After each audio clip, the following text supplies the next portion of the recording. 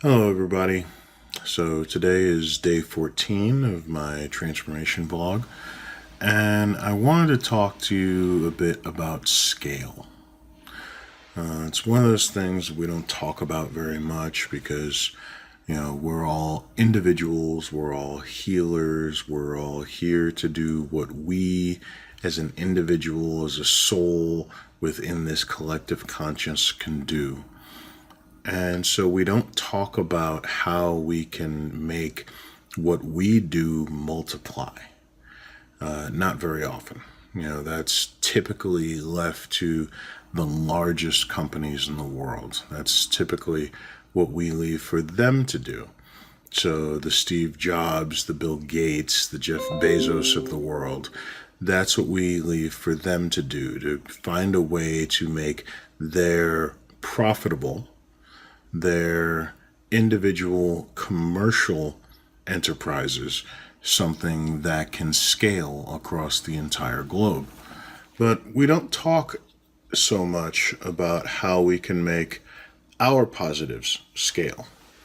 We don't talk so much about how we can make our positives repeatable and usable across the globe, across different environments, across different settings, across different cultures and nations and ethnicities and religions.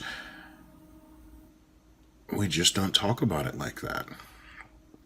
We assume that I'm here to take care of my geography and my religion and my nationality and my ethnicity because that's the group I'm a part of. And so I'm here to take care of me and mine. And don't think a whole lot about how we translate our gifts, translate our benefits, translate our calling to the larger human race. We just look at it from how do I impact my particular demographic group? And I was brought to something today, actually not too long ago, that really kind of changed my opinion on that. And it really kind of said something meant for good can be twisted to something very evil, something very denigrating, pretty quickly and pretty well. And for those who are not familiar, I'll give you a sense of what I'm talking about. So, for anybody who's listened to rap music or hip hop music, there's a subculture of that, which you may or may not be familiar with, called a battle rap. And many of you may have just been introduced to this if you saw the movie 8 Mile, which was supposed to be the story of how Eminem, the famous rapper, got into the rap game and how he gained his credentials, his credibility by battle rapping in the Detroit metro scene, and tearing apart other MCs. And battle rapping is fine. Battling with other people is fine. That's nothing new. That's existed throughout all human culture. It's existed throughout all humanity. But I saw two things today that very directly contradicted, well, actually, three things today that very directly contradicted the same importance of that same particular art form. Now, I came up when rap, or as it was called then, hip hop, was in its infancy. And it was something that was mostly performed or celebrated by black communities in inner cities, mostly poor, across the United States. Primarily, it happened in the New York City metro area and it happened in the Los Angeles metro area.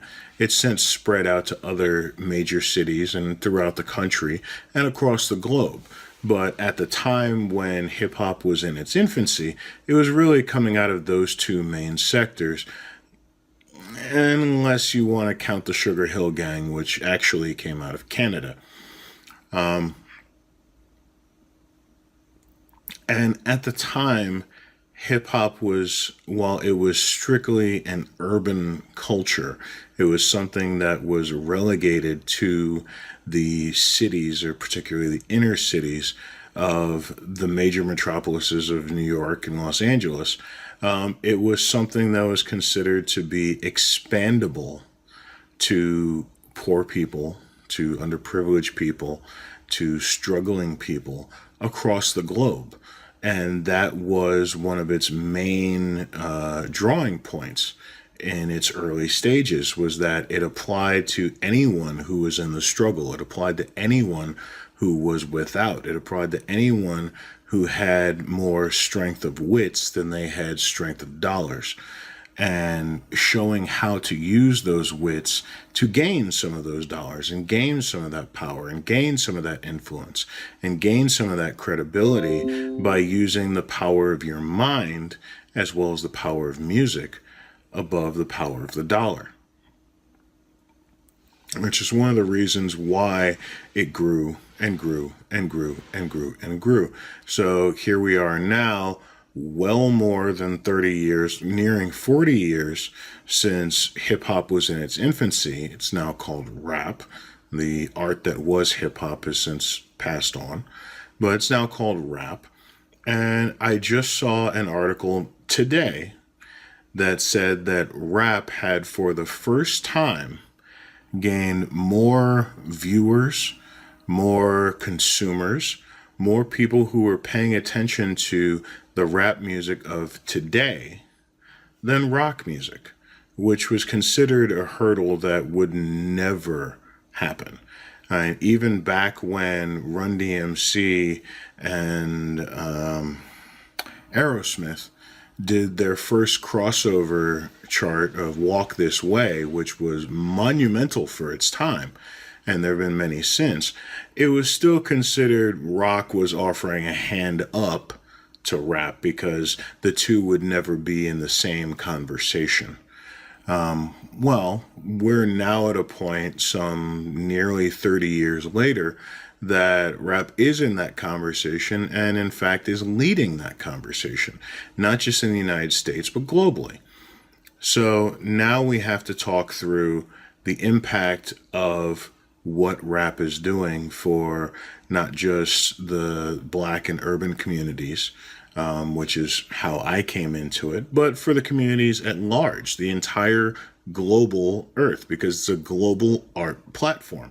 It's not just, inner city kids in New York City or LA or Atlanta or Chicago. It's also inner city kids in Taipei. It's inner city kids in Johannesburg and Vienna and Prague and all over the globe. And so whatever the message is conveying is what is being spread across the earth. And the question is the message conveying something that's delivering positivity? And so this is where I come to the second thing that I came across today, which was a diatribe, a rant, by Dr. Umar Johnson, who is controversial in some circles. And, I won't say that I always agree with what he has to say, but in this case, I thought he was spot on, which was, what is the message that today's rap is delivering? What is that spreading to the community? What is that spreading to the world? What is it gifting the world with? And when you look at the themes, the lyrics, the titles of the songs that get the most popularity, get the most radio play, get the most album sales these days, it's really about criminal behavior. It's about getting women. It's about bragging on material things and materialism. And it's not promoting positivity. It's not promoting peace across groups. It's not promoting self-promotion. It's not promoting health and wellness. It's not promoting peace and, a higher consciousness. It's just promoting more things that divide us rather than the things that unite us. Now, don't get me wrong. I realize this sounds harsh, but I have always been a fan of hip hop. I'm a fan of present day rap, some of it, and probably will be as long as I live, because the art form is still the art form. The same art form can be used for good and can be used for bad. Which brings me to my third example. So I just came back home not too long ago, and was spending some time with friends of mine out at a pool hall, and was talking with a good friend of mine who happens to be of Middle Eastern descent. I don't know that they're Arab, but I know that his family does come from the Middle East. I believe he's second generation American. And is one of the cooler people I know. He's just a cool cat, but he also came up in hip hop and rap, and he's about my age.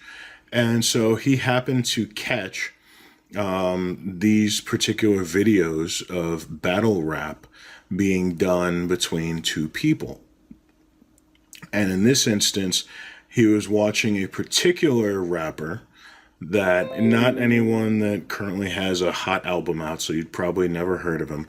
I know I hadn't, and I've been looking.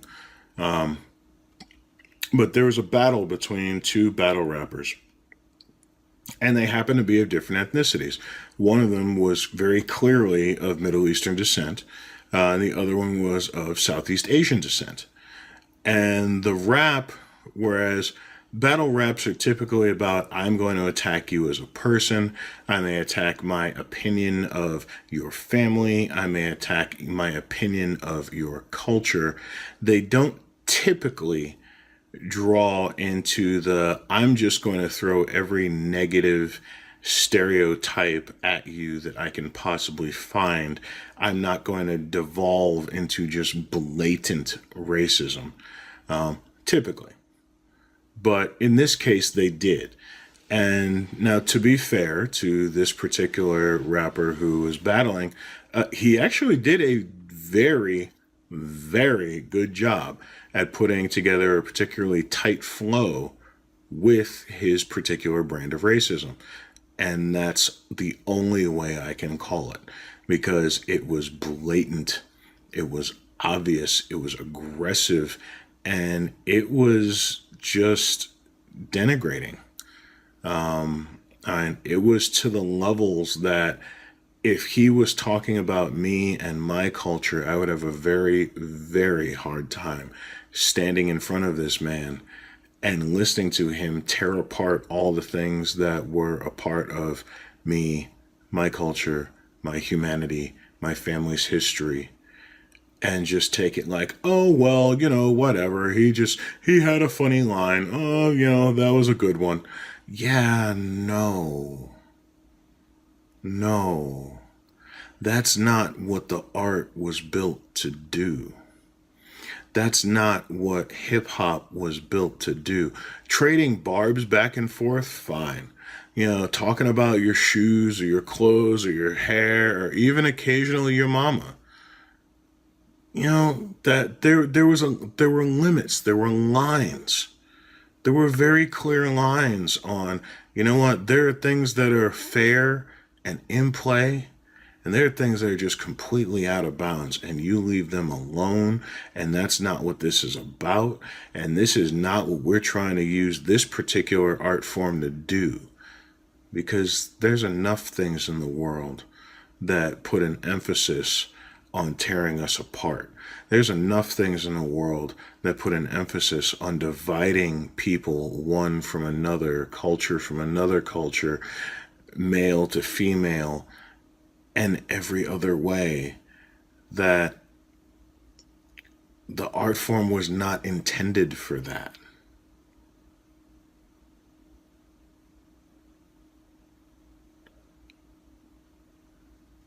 But if you give people the opportunity, they'll take any art. Any art. No matter how high or how low.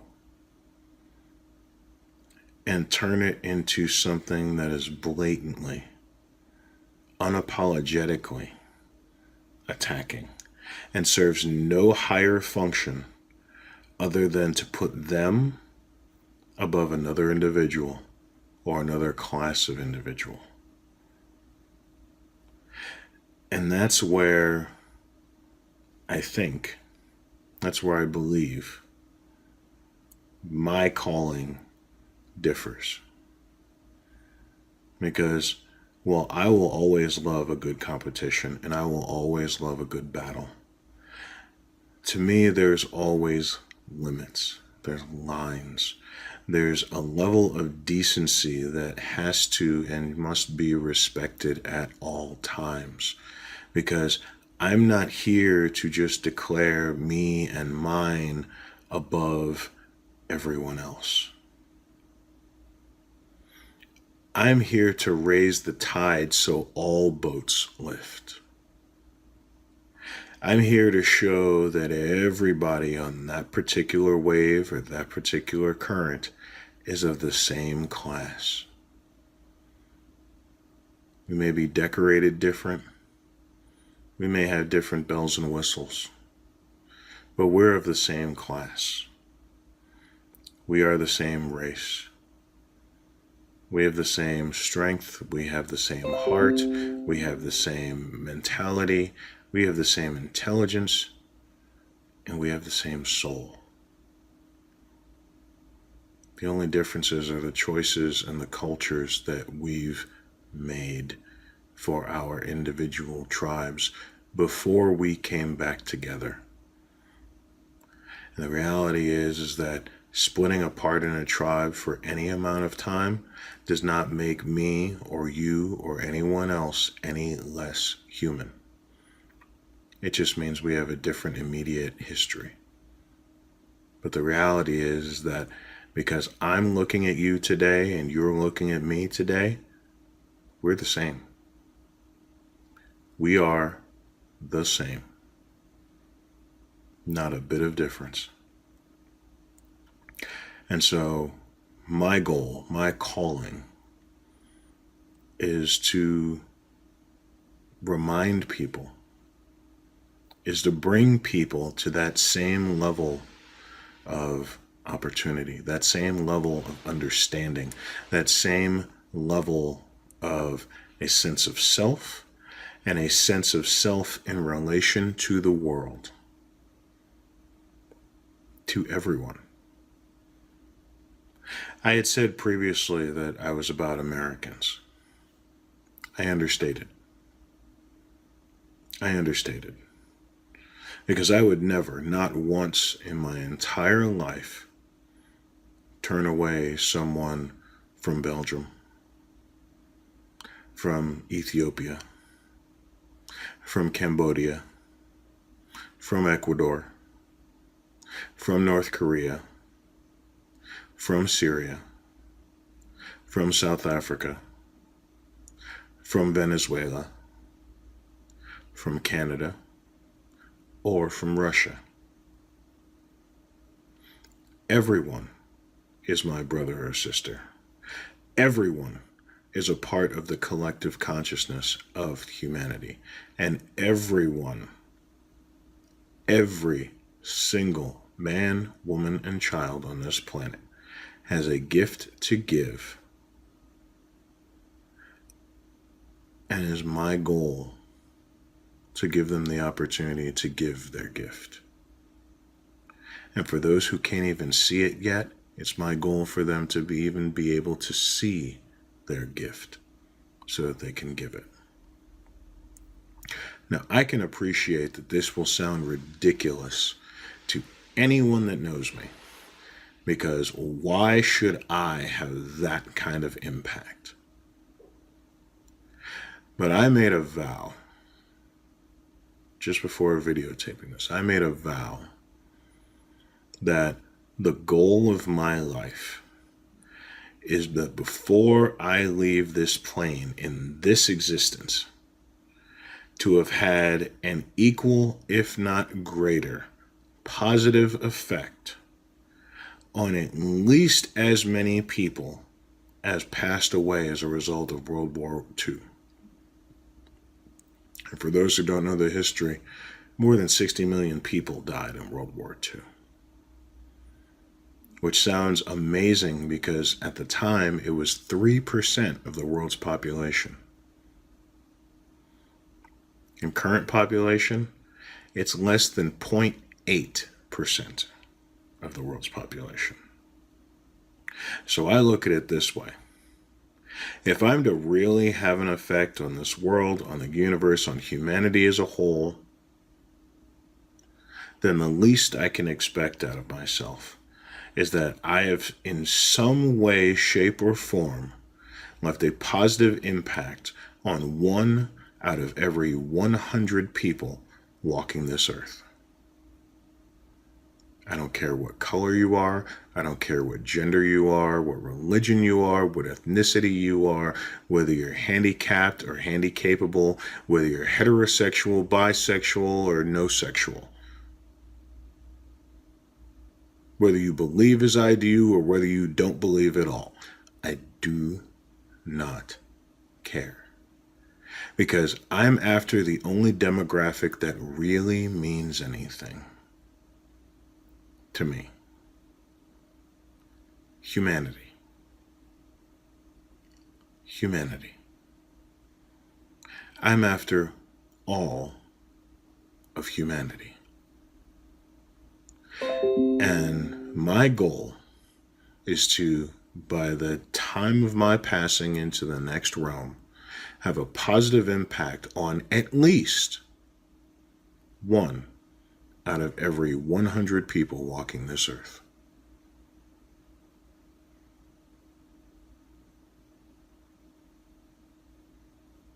We'll see.